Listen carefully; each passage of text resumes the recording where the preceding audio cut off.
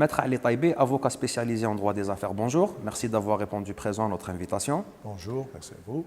Maître, quelles sont les garanties bancaires applicables en Algérie? En écoutant votre question, on a l'impression que les garanties sont l'apanage des banques uniquement. Non, les garanties sont pour tout le monde. Donc, elles sont gouvernées par le droit commun, donc on les trouve dans le code civil, dans le code du commerce. Donc, qu'ils soient des banques ou pas les banques, toute personne qui accorde des engagements, qui donne un crédit, qui a un endettement chez quelqu'un, un endettement, c'est-à-dire c'est-à-dire il a de l'argent chez les autres, il a prêté de l'argent, il a le droit de prendre les garanties, toutes les garanties qu'offre la loi. Donc, si on prend ce type de garantie, pourquoi on dit garantie bancaire? On dit garantie bancaire généralement parce que vous avez posé cette question, parce que les banques sont connues pour, à chaque fois qu'ils donnent des crédits, à chaque fois qu'ils prennent des engagements avec les clients, ils prennent des garanties. Donc, ils s'entourent de garanties pour couvrir le risque de non-remboursement. Voilà. Si on prend ce type de garanties qu'il y a, qui sont, c'est-à-dire par le droit algérien, c'est pratiquement, je dirais, les mêmes. Peut-être qu'il nous manque quelque chose, mais pratiquement, soit on a des garanties réelles, soit on a des garanties personnelles. Donc, les garanties personnelles, c'est connu, c'est une personne qui va s'engager. Généralement, on est sur des cautions. Voilà, la caution, c'est des personnes qui s'engagent à vous régler la dette si le débiteur principal à qui vous avez prêté de l'argent, il s'avère qu'il est défaillant. Donc, c'est une autre personne, c'est une tierce personne qui est là. Donc, nous avons la caution solidaire et la caution simple. Vous avez l'aval. L'aval est une caution également. C'est une caution mais elle est une caution personnelle, mais propre aux effets de commerce. On peut pas. Il n'y a pas une personne qui peut se porter avaliste ou avaliseur pour un crédit, mais il se porte avaliste ou avaliseur sur un effet de commerce. Donc voilà, ça c'est pour les garanties personnelles, pour être un petit peu bref. Et vous avez les garanties réelles. Les garanties réelles sont de deux sortes également. Donc vous avez des garanties qui touchent à des biens immobiliers et vous avez des garanties qui touchent à des biens meubles, biens mobiliers. Donc les biens meubles, donc nous avons toutes sortes de meubles, tout meuble qui a de la valeur, ça peut être un nantissement d'argent, ça peut être un nantissement de titres, de bons de caisse, des actions, ça peut être un bien, une voiture, ce que vous voulez. Tous les biens qui ont une valeur, je peux prendre une garantie dessus. Donc, et puis, vous avez ce qu'on appelle les garanties immobilières. Les garanties immobilières, nous avons généralement deux types ou trois types de garanties immobilières. Nous avons ce qu'on appelle la garantie d'une hypothèque qu'on prend sur un terrain, sur un bien immeuble. Donc ça, c'est l'hypothèque en général. Puis vous avez l'anticrèce. Parce que la différence, j'aimerais bien faire, il y a une petite nuance. Donc dans ces types de garanties, quand on est sur les garanties immobilières, il y a ce qu'on appelle la loi, elle différencie entre une garantie avec dépossession et une garantie sans dépossession. La garantie avec dépossession, ça veut dire que je vais déposséder ou dessaisir le débiteur de son bien, que je vais garder chez moi jusqu'à ce qu'il me rembourse. Donc on appelle, ça veut dire une dépossession. Il y a le deuxième type de garantie, c'est-à-dire sans dépossession. Je laisse la jouissance du bien entre les mains du client, à qui la banque a accordé ou bien la personne a accordé son crédit. Et j'ai une garantie sur ce bien, donc il ne peut pas le toucher. Donc en faisant ces deux, donc, quand je dis trois formes d'hypothèque, donc vous avez l'hypothèque sans dépossession, donc le bien reste entre les mains. Qu'est-ce que je vais faire? Je ne fais que inscrire mon hypothèque auprès de la conservation foncière pour que le bien il ne pourra plus le toucher. Même s'il le vend, je garde, la loi me donne ce qu'on appelle un droit de suite sur ce bien. C'est-à-dire je peux suivre le bien en quelques mains qu'il passe. Parce que des gens, ils se posent la question, ils disent, voilà comment, c'est-à-dire j'ai acheté le bien, mais je ne savais pas que le bien était déjà hypothéqué. Non, avant d'acheter un bien, il faut s'assurer que le bien n'a pas fait déjà l'objet. Comment je peux le faire? L'objet d'hypothèque ou de garantie par une institution, par une personne. Donc, je dois me déplacer à la conservation foncière où il y a la conservation des hypothèques qui vont vous donner l'information. D'ailleurs, c'est connu ce qu'on appelle le certificat négatif. C'est-à-dire, on vous donne le négatif pour vous dire, vous allez constater à l'intérieur si le bien n'a pas fait l'objet d'hypothèque. C'est à partir de là que vous pouvez faire la transaction. Donc, voilà comment que ça se passe. C'est la même chose, donc il n'y a pas de dépossession. J'ai la garantie parce qu'il y a une inscription et je sais que personne ne pourra toucher ce bien. Et s'il le touche, il s'expose à un risque que je peux le dessaisir de ce bien, je peux le suivre. Puis vous avez les garanties avec dépossession. Là, il n'y en a pas. On est dans l'obligation de déposséder le client. Ce que font les banques. Quand vous donnez un titre, vous prenez un crédit à l'abri en donnant en garantie un bon de caisse, ou bien vous avez un compte, la banque va vous dessaisir de votre bon de caisse. Elle le garde chez elle, quand vous remboursez, elle vous le restitue. Voilà. Pour les autres, donc le texte déploie la dépossession est une condition de validité de l'hypothèque, de la garantie, et des fois non. Quand elle n'est pas, donc nous avons en Algérie des hypothèques, donc on n'en a pas besoin. L'hypothèque légale, c'est la même chose, on n'en a pas besoin. L'anticrèse qui est toujours dans l'immobilier, là, il y a une obligation qui est un dessaisissement, il faut qu'il nous donne le terrain, c'est moi qui prends la jouissance. Donc voilà, il n'est pas très répandu en Algérie. Et vous avez tous les autres cas, c'est la même chose. Le nantissement du fonds de commerce, c'est une garantie que les banques peuvent prendre, mais sans dépossession, mais je dois inscrire mon nantissement auprès du CNRC. La même chose pour les matériels et outillages. La même chose pour les navires. Si je prends un nantissement sur un navire, obligatoirement, je dois le faire au niveau de la conservation maritime, des hypothèques. Donc, tout ça, donc, c'est cette distinction qu'il y a. Donc, nous avons toute panoplie et toute personne peut le faire. Pas uniquement une entreprise, qu'elle soit banque ou non, quand elle accorde des engagements, quand elle vend à tempérament, quand elle craint un risque de non-remboursement, qu'on ne la paye pas, donc elle est en droit de demander des garanties. Et ce que je viens de citer, si on lui donne un effet de commerce ou une traite, elle peut demander qu'elle soit avalisée. S'il a des banques de caisse, elle peut prendre des titres. Et au minimum, c'est-à-dire elle peut prendre ce qu'on appelle une caution, qui est facile à prendre. Parfait, merci beaucoup. Deuxième question, si vous me le permettez justement, c'est quelles sont les garanties appliquées ou liées au marché public? Donc les marchés publics, ils ont une particularité. Donc quand on a un marché public, je peux prendre comme garantie le marché lui-même, ce qu'on appelle le nantissement du marché. Mais attention, il faut déjà vérifier qu'il y a une clause dans le marché lui-même qui autorise le nantissement. Il y a certains qui n'acceptent pas. Il y a des marchés qui un petit peu, ils sont revêtus d'un secret. Quand on est sur un marché un peu spécifique, donc là, on constate que généralement la clause de nantissement n'existe pas. Mais le nantissement, ça veut dire quoi? Ça veut dire que je peux prendre le marché, il va être nanti. Il se nantit de quelle manière? Vous avez le contrat, le marché lui-même, et on demande à celui qui demande une avance sur ce marché. Parce que généralement, quand j'ai un marché, je n'ai pas les moyens de financer seul le marché. Donc je vais solliciter la banque ou je vais solliciter quelqu'un d'autre. Mais généralement, on va chez une banque, on demande une avance pour que je puisse réaliser le marché. Donc la banque, qu'est-ce qu'elle va faire? Elle va vous demander de prendre le marché en nantissement. Elle va le nantir. Comment il se fait le nantissement? Donc elle va vous demander de lui ramener ce qu'on appelle, généralement en droit algérien, le code des marchés publics algérien l'appelle ce qu'on appelle l'exemplaire spécial.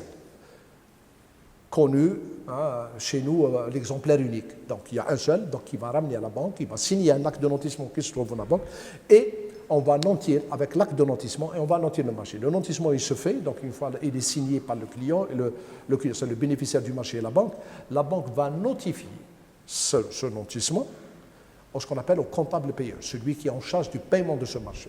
Une fois, la loi précise également que la notification au comptable doit se faire par lettre commandée avec accusé de réception. Bon, certaines banques se déplacent jusqu'au comptable pour lui remettre contre accusé de réception. Il y a certains comptables, parce que cela dépend où le marché se situe, qui acceptent. Il y a d'autres, ils vous disent non, moi je veux que vous l'envoyiez conformément à la loi par lettre commandée, donc il nous faut ça. Donc une fois que le comptable prend possession du marché, c'est-à-dire il vous accuse de réception, la banque a l'accusé de réception, ça veut dire que la banque a la garantie que les paiements concernant ce marché se feront directement sur les caisses de la banque concernée. Donc, il n'y a aucune chance que le client change de... Le seul risque qui reste, c'est que, quand bien même on a la garantie du comptable qui va nous payer, qui va payer la banque, mais il reste un risque. Le risque, c'est que le marché peut être résilié. Et s'il y a résiliation, ça veut dire qu'on ne pourra pas obliger le comptable de nous payer, parce que le comptable, il est dépendant. Le marché, lui, il est là pour payer. Il vous garantit le paiement. Mais s'il y a résiliation du marché, donc ça veut dire qu'il y a un risque que la banque ne peut pas c'est-à-dire recouvrer son argent, ce qu'elle a donné au client. C'est pour cette raison, qu'est-ce qu'ils font quand ils ont des doutes sur la capacité de cette entreprise, parce que généralement les entreprises sont dotées, si elle est une grande entreprise ou petite, ça dépend. Donc je pense que la notation elle est du A à un F, donc selon le niveau. Donc généralement les banques, quand ils ont des doutes, ils ne sont pas sûrs que le marché va être réalisé ou quelque chose comme ça, ils peuvent ou bien tout simplement ils demandent des garanties supplémentaires. Ça veut dire qu'ils vont partir, écoutez, donnez-nous des bancs de caisse, donnez-nous une hypothèque, je prends la résidence de votre gérant, je veux la caution de tous les associés. Donc il y a des garanties supplémentaires qui viennent conforter le notissement du marché lui-même. Voilà. Parfait. Autre point également qui fait l'objet justement de beaucoup de questions, comment gérer un contentieux lié aux garanties? Le contentieux lié aux garanties, généralement, c'est au moment où le client est défaillant. Donc, dès qu'il y a cette défaillance, donc, ça veut dire qu'il y a ce qu'on appelle, il y a le recueil de cette garantie, donc, puis il y a le suivi des garanties, hein, c'est quelque chose de très important parce que recueillir, c'est une chose, et assurer le suivi est une autre chose. Parce que c'est deux qui nous permettent en cas de contentieux, c'est-à-dire le contentieux qui va naître entre moi et mon client à qui j'ai accordé mes concours, comment je vais faire le recouvrement. Ça veut dire c'est la mise en jeu. Et la mise en jeu dépend du suivi et de la collecte. Ça veut dire est-ce que j'ai bien collecté dans le respect, parce que les garanties doivent être recueillies conformément à la loi, dans les délais, en respectant une forme bien déterminée qui est définie par la loi. Donc si, par exemple, je cite juste un exemple comme ça, prenons le nantissement d'un fonds de commerce. La loi, elle est tout à fait claire. Elle dit clairement que le nantissement de fonds de commerce doit être recueilli sous peine de nullité. Ça veut dire que l'acte est nul. Sous peine de nullité, 30 jours à compter de l'acte constitutif. C'est-à-dire, une fois que je consulte l'acte, j'ai 30 jours entre mes mains pour aller faire les formalités qui accompagnent les formalités obligatoires pour le nantissement, à savoir l'enregistrement auprès du trésor public et également ce qu'on appelle l'inscription au niveau de CNRC. Donc si je le fais hors délai ou je ne le fais pas, l'acte n'a aucune valeur. Vous n'avez rien du tout. C'est une reconnaissance, c'est un début de preuve. Vous pouvez demain, parce que s'il y a quelqu'un qui vous dépasse, il va faire ses formalités, il aura le premier rang. Et vous n'aurez pas le premier rang. Donc le suivi et le contentieux qui va naître dépendra de ça. Donc si j'ai tout ça, ça veut dire qu'il y a une mise en jeu. La mise en jeu, ça veut dire que, je commence par une mise en demeure pour demander au client de me payer. S'il ne paye pas, donc je vais aller directement à la justice, parce que celle qui est autorisée à le faire, donc je vais demander la mise en jeu pour qu'il m'autorise à vendre aux enchères le bien pour récupérer mon argent. Donc, je vais obtenir une décision, elle va être accompagnée par une grosse, ce qu'on appelle une formule exécutoire, qui va me permettre d'exécuter. Mais lorsque je suis sur des hypothèques, sur des actes qui sont établis par le notaire, là, je suis en quelque sorte dispensé de cette formalité, parce que le notaire délivre, quand il établit les actes, il délivre ce qu'on appelle la grosse, la formule exécutoire, ce qui me permet d'aller directement à la saisie et vente, sans passer par le juge pour lui demander une autorisation, et donc j'aurai une décision, puis par la suite une deuxième et une troisième pour que je puisse obtenir. Il faut que la décision devienne définitive. Là, c'est pratiquement définitif, la grosse elle est déjà entre mes mains. Donc voilà, le contentieux nécessite quand même des gens qui soient qualifiés, au niveau, si cette structure, c'est-à-dire la société, elle a ses propres juristes, donc des gens qualifiés pour le recueil de ces garanties. Notamment, je parle un petit peu en quelque sorte, parce que je parle des banques, les banques, parce que les banques, ils ont un privilège. Le privilège, c'est que certaines garanties, ils ne sont pas obligés de passer par le notaire. Ces garanties peuvent être recueillies par ce qu'on appelle sous scène privée. Ça veut dire que nous avons des banquiers qui vont jouer le rôle d'un notaire. Parce que quand le travail est fait par le notaire c'est un spécialiste. Il est compétent, il sait le faire. Mais quand il s'agit des banques, donc ça nécessite derrière qu'il y ait une formation, qu'il y ait des gens compétents, parce que les erreurs, elles peuvent être coûteuses. Parce que les erreurs, c'est qu'au moment où je vais mettre en jeu, écoutez, on va constater la défaillance, on va constater l'erreur, les anomalies qu'il y a dans l'acte, donc il y aura une annulation. Qui dit annulation dit qu'on a un crédit qui n'est plus garanti. Donc voilà, un petit peu, c'est ça. Donc c'est ça qu'il faut que les banques, ou bien même les entreprises, quand elles sont chargées de le faire, de veiller à ce qu'il soit fait par des gens qui soient spécialistes, compétents, ou de confier carrément, de remettre le dossier à un notaire pour qu'il le fasse. Nous touchons à la fin de l'interview. Dernière question, vu que vous venez d'aborder le recueil et le suivi des garanties, quels conseils donneriez-vous mettre justement pour réussir ou pour garantir un bon recueil et un bon suivi des garanties? Comme vous l'avez si bien dit, donc on a déjà parlé du recueil, donc comment il se fait. Le suivi, c'est parce que ça prend du temps. Le suivi, ça prend du temps. Ça veut dire que j'ai des garanties que, par exemple, là, je donne toujours des exemples comme ça. Le nantissement de fonds de commerce, il est valable 10 ans. 10 ans, c'est une validité. Ça veut dire que c'est avant 10 ans, je dois faire, si mes engagements continuent à courir, ça veut dire que je suis toujours avec le client engagé, c'est-à-dire avant 10 ans, il faut que j'aille directement faire le renouvellement. Parce que s'il n'y a pas un renouvellement, ça veut dire que c'est la radiation systématique de votre garantie. Au-delà du délai, ça veut dire si ça passe le délai, vous partez au CNRC, vous allez trouver que le non-notissement a été radié. Vous ne pouvez pas faire, ça veut dire qu'il faut refaire tout le travail, ça veut dire recueillir et faire toutes les formalités qu'on avait fait déjà il y avait 10 ans. Mais si je fais mon travail, il y a un suivi derrière. Ça veut dire qu'avant 10 ans, je vais me déplacer et je vais faire le renouvellement. Là, je n'en ai pas besoin. C'est juste une demande de renouvellement qui me permet de, encore une fois, avoir 10 ans de plus. Le notissement du matériau, c'est 5 ans. Donc, il faut qu'il y ait un suivi derrière. Si je prends un petit peu également ce qu'on appelle les hypothèques, des fois, il faut lire qu'est-ce qu'il a mis le notaire. Les notaires, des fois, il y a certes, la loi autorise jusqu'à 34 ans, 35 ans, mais il y a certains notaires qui font ce qu'on appelle les garanties, ils les font par rapport au crédit. Ils vous disent, voilà, écoutez, moi, vous avez donné un crédit d'une année, moi je prends une hypothèque sur une année. Au maximum, on peut aller jusqu'à 10 ans. La loi prévoit 10 ans. Donc voilà, le suivi derrière, c'est à celui qui a fait le recueil de veiller à ça. Il faut que ça soit, je le dis bien maintenant, tout le monde le fait, il faut que ça soit automatisé, ça veut dire que ça se gère un logiciel adéquat. Par un logiciel, on ne va pas faire recours à la mémoire des gens parce qu'ils sont appelés à partir. Donc voilà un petit peu ce suivi que les banques ou bien les entreprises doivent assurer concernant les garanties qu'ils prennent. Voilà, je voulais également dire autre chose. Sur les garanties, c'est juste pour leur dire, il y a une différence entre, c'est juste ça, il y a une différence entre garantie et sûreté. Donc, si on prend, parce qu'en droit algérien, on les appelle des sûretés. Donc, sûreté. Quand on parle de garantie au sens propre du terme, parce que les garanties, on peut inventer autant de garanties qu'on veut. Les banques inventent des garanties. Ce n'est pas pour longtemps qu'ils sont protégés. C'est juste pour dire ça.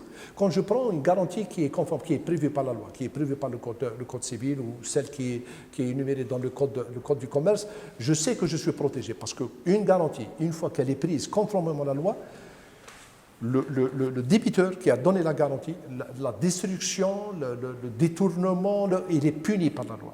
Mais si vous êtes sur des garanties que les banques inventent, la LCAC, la lettre de cession d'antériorité de créance, je ne sais pas moi, la garantie sur chiffre d'affaires, domiciliation de chiffre d'affaires, domiciliation de salaire. Ça, c'est des garanties que les banques inventent qui ne protègent. Parce qu'un client qui ne respecte pas, qui change, qui va domicilier une partie chez cette banque, puis par la suite, il ne va pas honorer son engagement, il va donner une autre partie à une autre banque.